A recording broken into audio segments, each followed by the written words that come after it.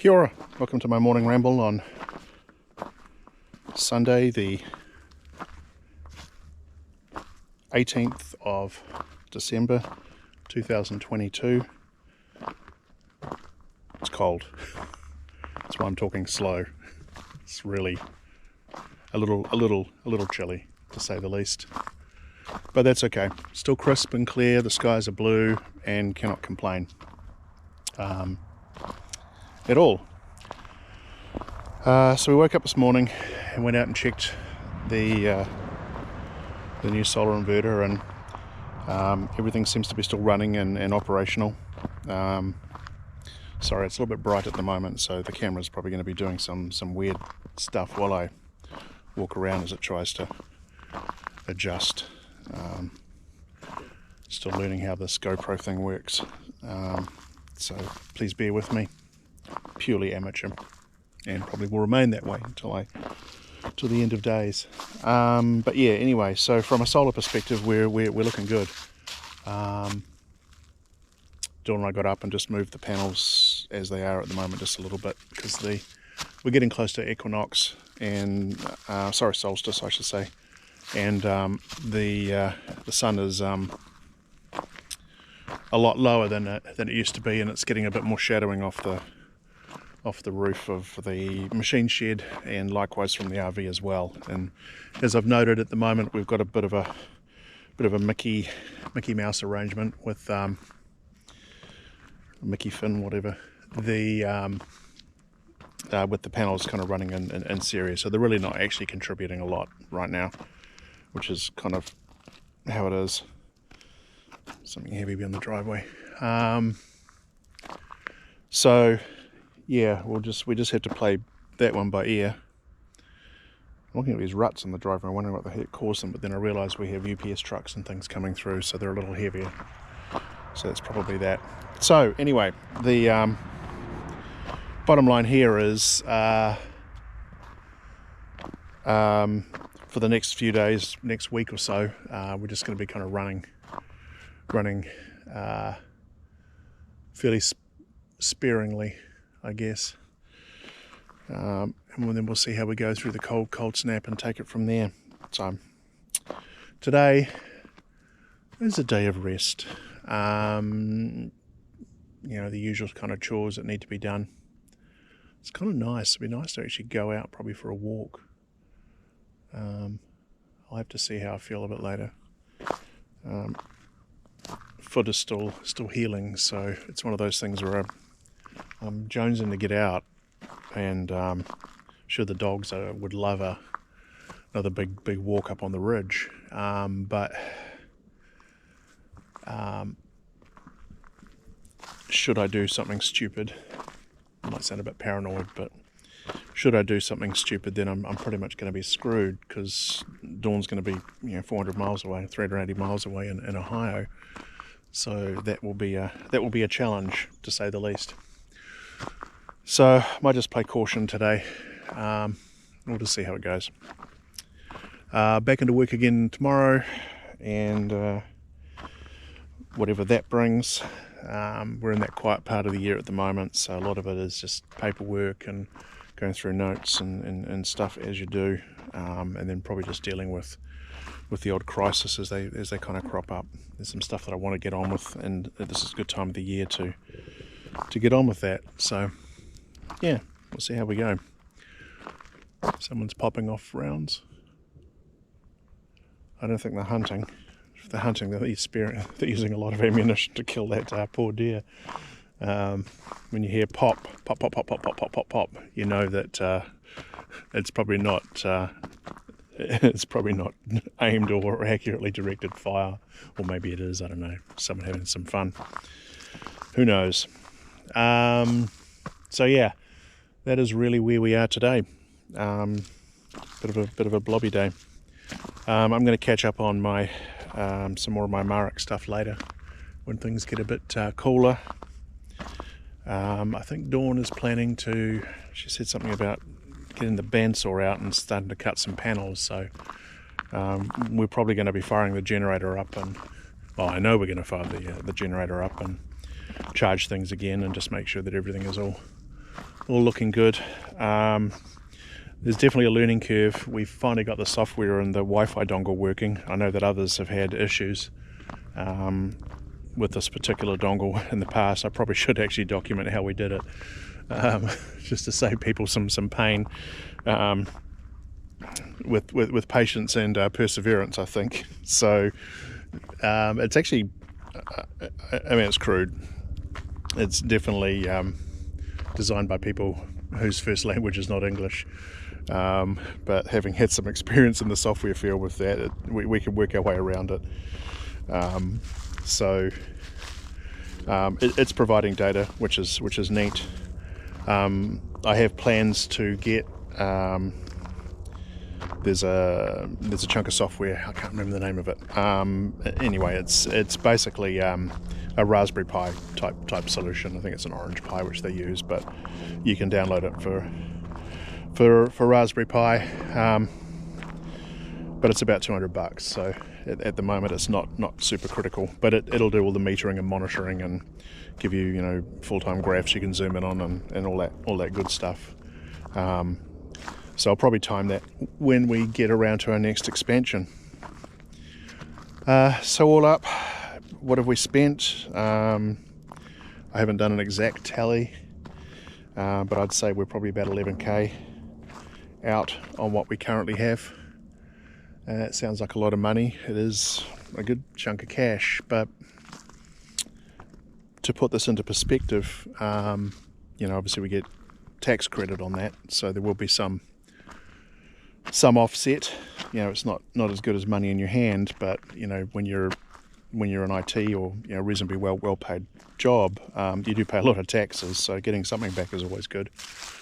And then the other side of it, and that's our 30%, so it's not anything to sniff at.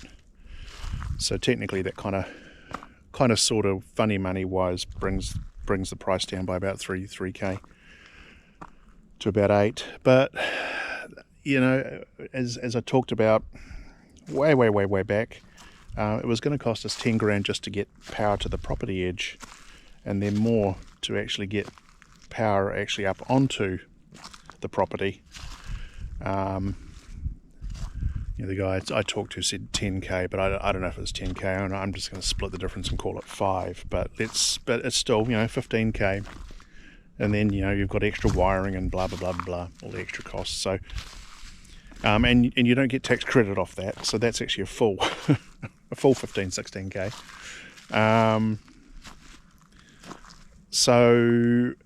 And we now produce our own power, enough for our needs at the moment. And from the utility company's perspective, we're paying them monthly as well, and we're reliant on them for service. And we still don't have a backup other than a generator. So we would still probably put some form of solar in, because we kind of have to. It's just how it is. So even if that was just, say, that the Delta Pro at an absolute minimum, and then just connected to the grid, that's still another 3k, 3.5k, depending on whether you get it on a sale or not. And because you're connected to the grid, I don't know that you actually get the solar credits, because you're not really running off solar. And if we had to get some panels for it, so you can see where this is going. It's a bit of a what-if game, but I haven't had anyone really say, "Oh my God, that's so expensive." I just wanted to kind of lay that out there, I guess. When we do all the paperwork for this, I'll have exact numbers, and I'm more than happy to kind of share how much a bunch of this stuff cost, and the mistakes that were made, and money that was spent that didn't need to be spent because, mistakes, errors.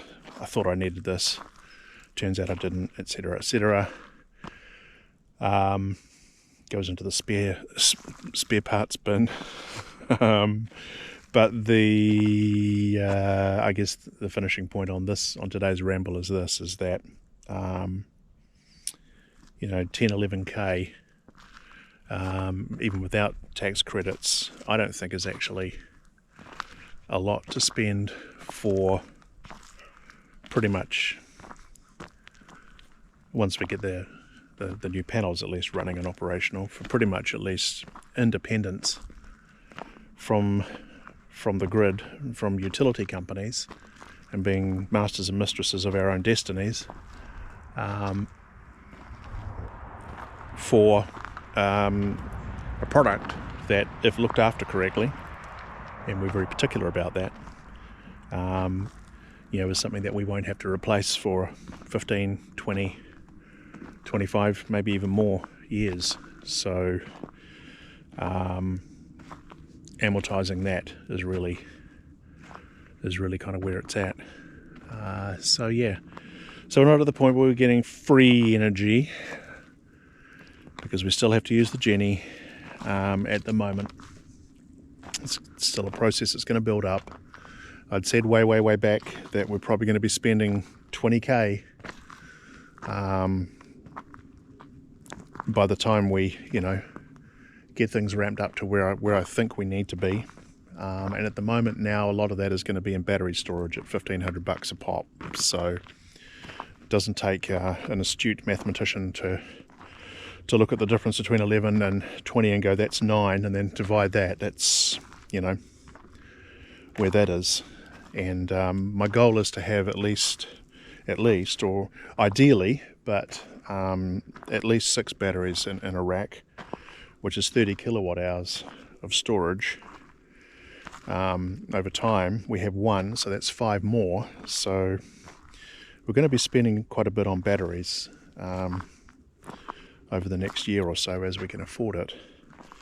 And we're probably going to get another inverter at some stage, but I'm not so concerned about that.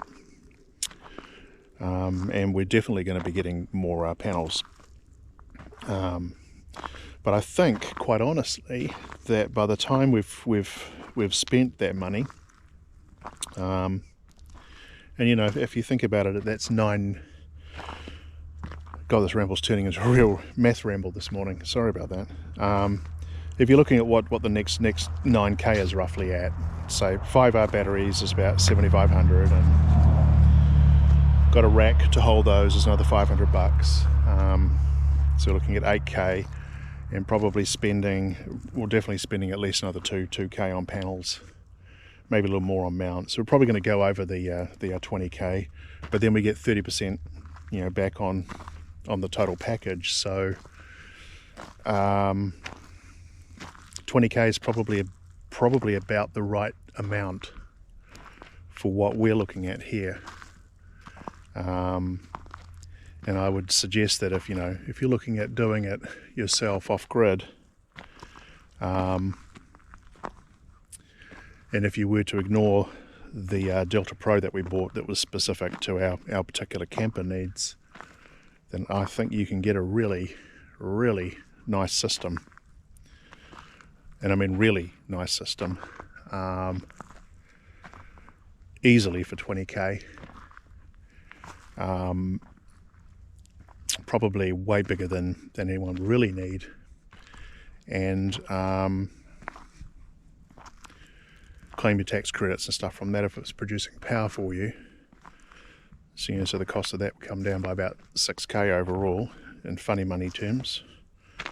So you're looking at 15k, which is really good for a system that would last you, let's say, 15 years. So $1,000 a year. So I'd divide that by 12 for a monthly bill for essentially power that comes from the sun. I wouldn't turn that down. But even as a backup system, it's probably a pretty good investment. So anyway, these rambles, I think, moving forward will probably focus less on solar now that we've got this up and running, with the exception of all the panels and stuff, and then we'll move into some other things. Dawn has been working on planning out the gardens, what crops we're planning to put in our first attempt to garden here in Tennessee. This will be interesting. We've got a bunch of raised beds that we're going to need to build, a lot of clearing that we need to do to actually get that to that state, and probably need to crank up the mulcher at some stage.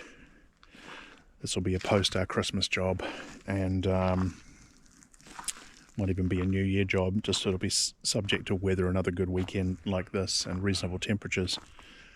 And probably start looking at getting our compost bins put in place and get started on that.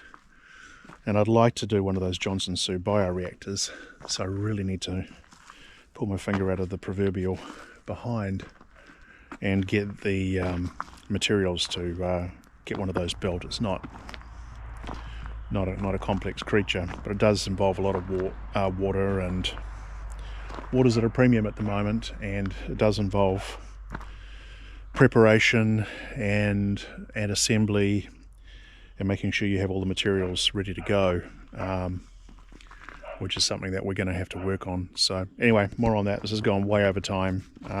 Thank you again for your patience, and I hope you all have a great day, and talk again soon. Ciao.